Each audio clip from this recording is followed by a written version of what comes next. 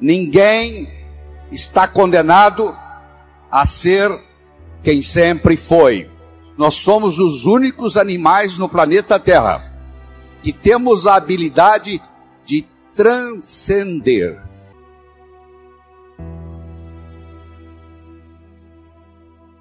Transcender significa começar de novo. Não interessa o que aconteceu na sua infância, não interessa o sofrimento que você teve até hoje. O seu passado foi uma necessidade para você chegar até aqui. O seu futuro é uma possibilidade para você ir onde você quiser ir. Mas se você não se conscientizar disso, o seu futuro vai ser nada mais, nada menos do que uma repetição dos padrões do seu passado. Quais são os padrões existentes na sua família que você gostaria de se livrar deles? Porque a sua família, como a de qualquer outro, não é perfeita. O indivíduo, para ser médico, precisa fazer medicina. O indivíduo, para ser advogado, precisa fazer direito e fazer o exame da OAB. O indivíduo, para ser jornalista, precisa fazer jornalismo. Para você ser pai e ser mãe, você só tem que fazer uma coisa: copular, ter relação sexual. E os filhos nascem. Então os pais, 99,99%, não estão preparados para ser pai e mãe. Vão aprendendo com o erro dos filhos. Os seus pais erraram com você. Os pais deles erraram com eles.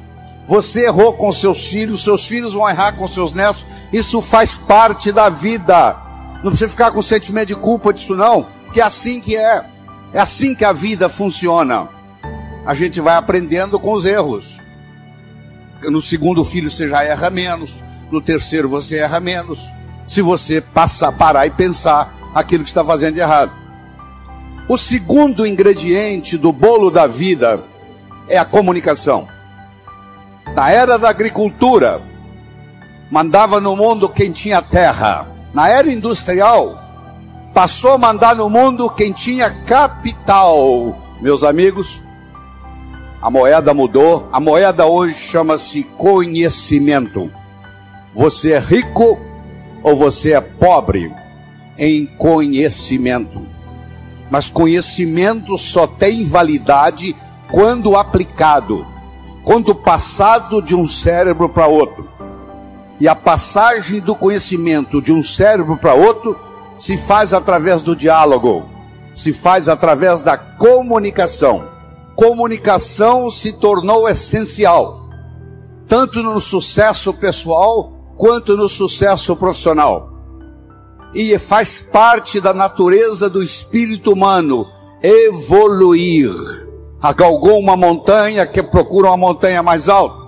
Você quer passar no vestibular, passou no vestibular, quer se formar, quer arrumar um emprego, quer ser promovido, quer montar sua própria empresa, e você vai galgando as coisas na vida. Isso faz parte. À medida que você sobe no escalão da vida, talvez o ingrediente mais importante seja o diálogo, seja a capacidade de se comunicar, seja a capacidade de se expressar, seja a capacidade de entender o outro. Então, se você me permite, eu vou apresentar para você um modelo de diálogo. Eu criei um modelo para isso. A comunicação tem 3 níveis. O primeiro nível eu chamo de boca-ouvido. O segundo nível eu chamo de cérebro-cérebro. O terceiro nível eu chamo de coração-coração. Boca-ouvido. Deixe-me primeiro fazer uma distinção para você. Ouvir e escutar não são sinônimos. Você ouve com o ouvido. Você escuta com o cérebro. Você já foi alguma vez num restaurante e pediu ao garçom para lhe trazer uma água com gás e ele lhe trouxe uma água sem gás? Ou você fez uma solicitação e ele lhe trouxe outra? Aquele garçom, naquele momento que ele recebeu o seu pedido, ele estava operando no nível 1. No nível 1 ninguém é promovido. No nível 1 você não conquista as pessoas. No nível 1 você não vai para frente na vida. Não interessa a nota que você tirou na escola, isso não faz diferença, porque a escola lhe passa informação. A vida lhe exige competência de ação. O que cai na prova não cai na vida. Se você observar na sua cidade, você vai encontrar indivíduos que eram CDFs, que eram estudantes brilhantes, e hoje são pessoas que estão perdidas na vida. E você vai encontrar também pessoas que eram estudantes medíocres, e hoje são excelentes empresários, estão contribuindo para o bem-estar da comunidade. Por que isso? Porque esses segundos, eles sabem dialogar com o mundo, eles sabem dialogar com a sociedade, eles aprenderam, talvez até intuitivamente, o poder da comunicação. Boca, ouvido, modelo do nível 1. Deixa eu primeiro fazer uma afirmação. Nós só chegamos ao coração das pessoas passando pelo cérebro. Não tem outro caminho. É fácil você gostar de quem você gosta. Eu quero ver você gostar de quem você não gosta.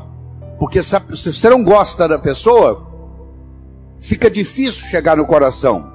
O caminho para você você tem que entender a pessoa, entender a problemática dela, entender de onde ela está vindo, por que ela atua daquele jeito. Aí finalmente você aceita a pessoa e chega no coração.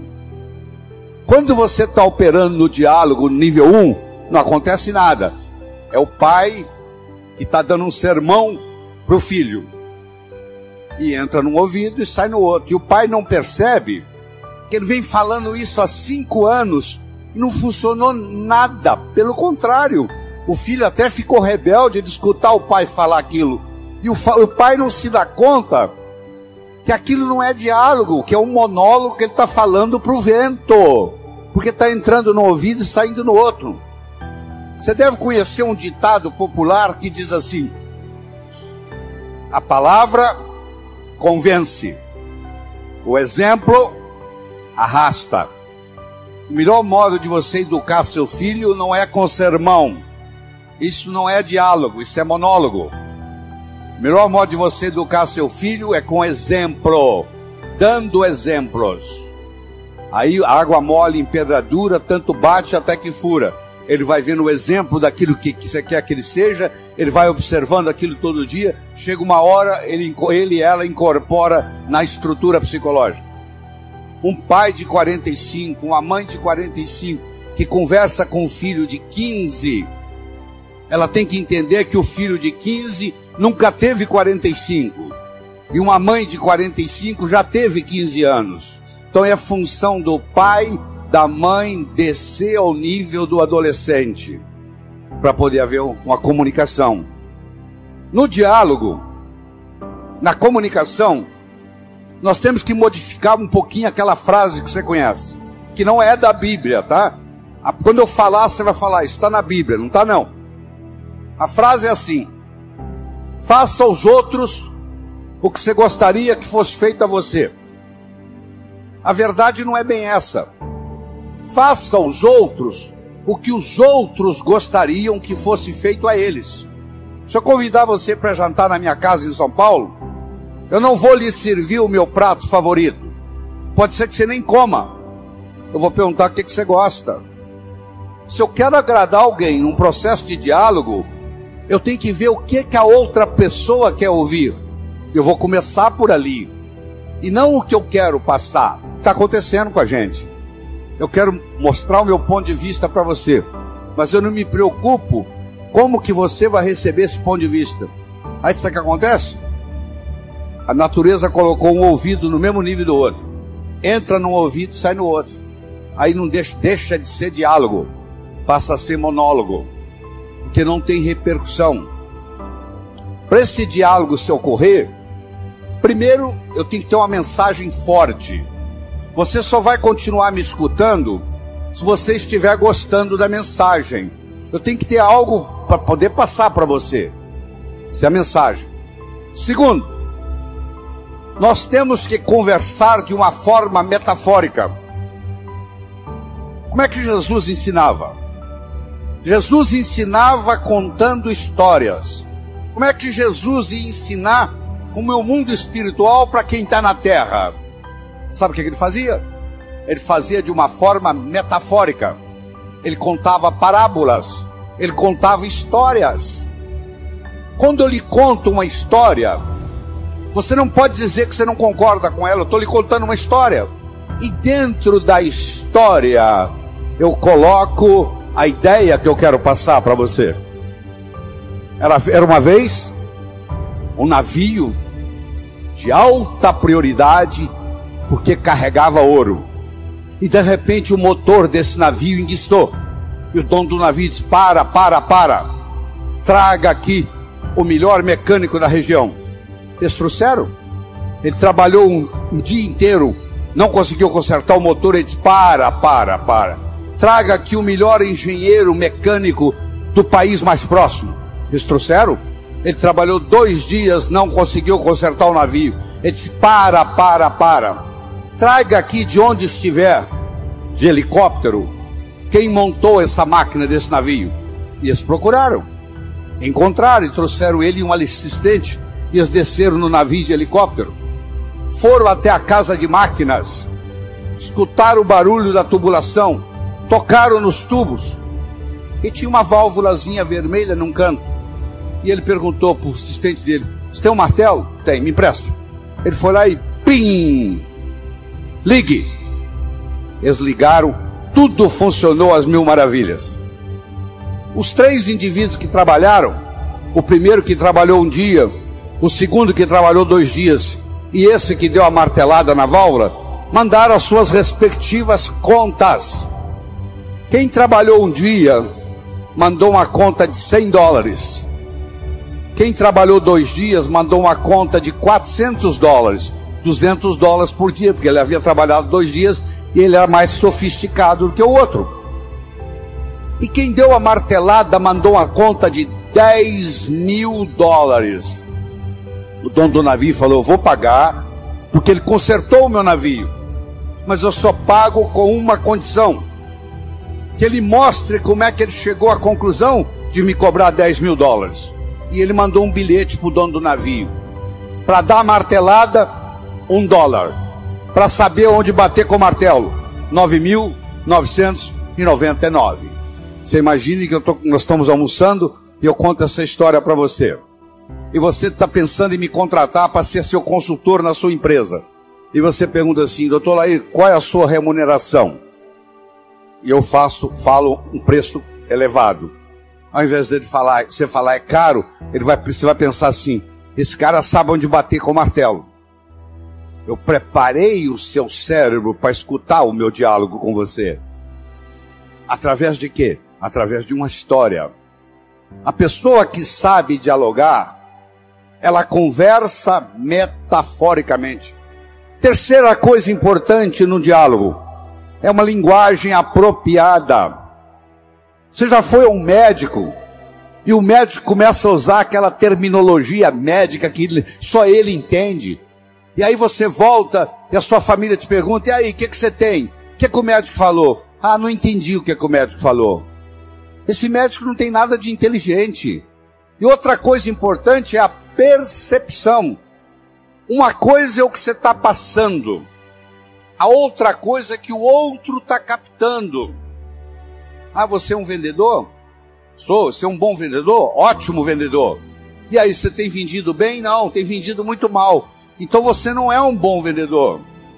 Talvez a sua linguagem não está sendo apropriada, talvez a sua mensagem não está sendo forte o bastante, talvez você não esteja fazendo uso dos recursos da metáfora, das histórias. Quando você trabalha esse fenômeno do diálogo desse jeito, quando você termina, a pessoa se sente convidada a participar das suas ideias. O filho, quando um pai sabe ter um diálogo com ele, quando termina o diálogo, o filho se sente convidado a experimentar o que o pai está falando para ver se dá certo.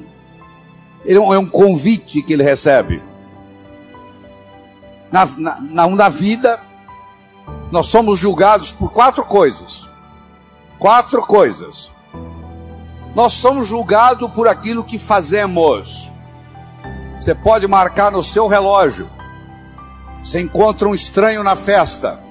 Nos próximos 5 minutos, ele vai perguntar para você assim: o que você faz na vida? A que é que você se dedica?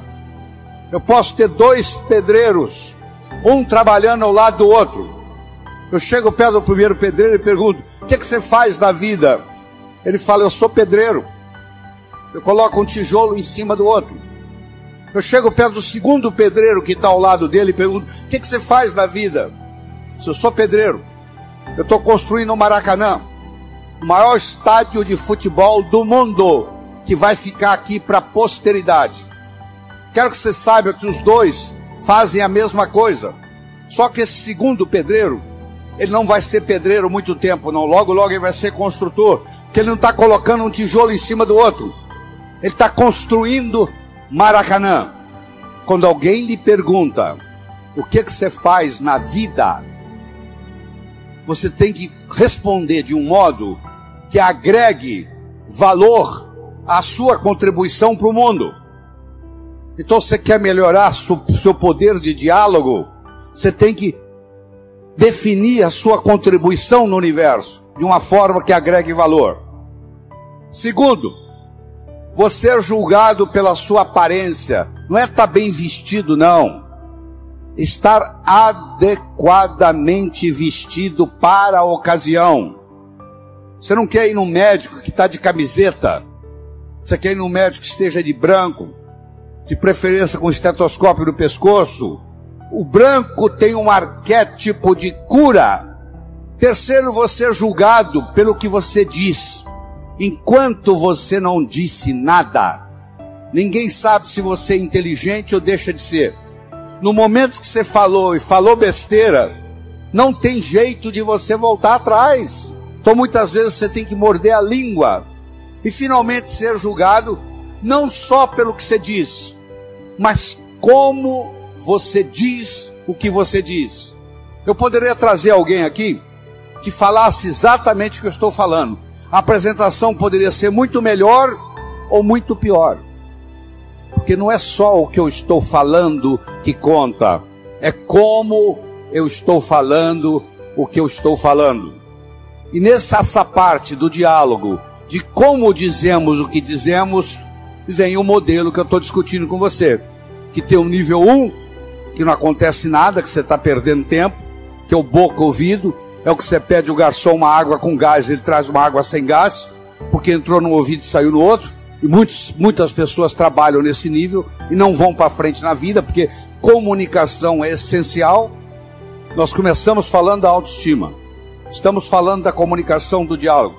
Deixa eu tocar um pouquinho nos outros. O bolo da vida tem vários ingredientes. Outra coisa importante para você jovem que está nos assistindo, e é jovem de qualquer idade: juventude é uma coisa que você decide. O que eu vou fazer na vida está para frente ainda. Já fiz muita coisa, mas o que eu vou fazer muito mais ainda está pela frente. Quando eu mantenho esse foco no que eu vou fazer, o meu organismo não envelhece. Ele mantém a energia da juventude. Todos vocês conhecem o conceito de uma ampulheta, não conhece? Você já pegou uma ampulheta na mão? Aquele reloginho de areia? A ampulheta tem a areia que ainda não caiu, a areia que está caindo e a areia que já caiu. A areia que ainda não caiu é o futuro. A areia que está caindo é o presente. E a areia que já caiu é o passado. Você aprendeu, e é verdade que você aprendeu, que o passado cria o presente e o presente cria o futuro. Isso é verdade, verdadeiro. Mas Einstein provou a não linearidade do tempo. O tempo não é linear. Então eu vou provar para você agora, nessa conversa aqui, que o futuro cria o presente também. E o presente recria o passado. Se você comprar na segunda-feira uma viagem de volta ao mundo para daqui um mês, eu lhe garanto que a segunda-feira já começa a ficar mais interessante. Faltam 30 dias, 29, 28, 27, 26, 25 para a viagem. Você já escutou um ditado que diz assim: muitas vezes a antecipação da festa é melhor do que a festa propriamente dita. Lembra aquela ceia de Natal que você preparou na sua casa com todo carinho, que você levou meses preparando, e na hora da ceia os dois cunhados começaram a discutir e estragou a noite? A antecipação daquela ceia foi muito melhor do que a ceia. O que acontece? Se eu tenho metas para o futuro, jovens, por favor, me escutem. Se você tem metas para o futuro, o seu presente fica mais interessante, porque você vai viajar daqui 30 dias, daqui 29, daqui 28. Se você não tem perspectiva de futuro, aí a droga te domina. Todo drogado que eu conheci, que eu tratei, que eu cuidei como médico, todo drogado perdeu a perspectiva do futuro. Ele não tem a noção do amanhã. Ele acha que só existe hoje. Quem só acha que existe hoje não vai se preocupar o que a cocaína, a maconha, a heroína vai fazer no corpo, porque perdeu perspectiva de futuro. Então eu espero que você entenda que o futuro cria o presente.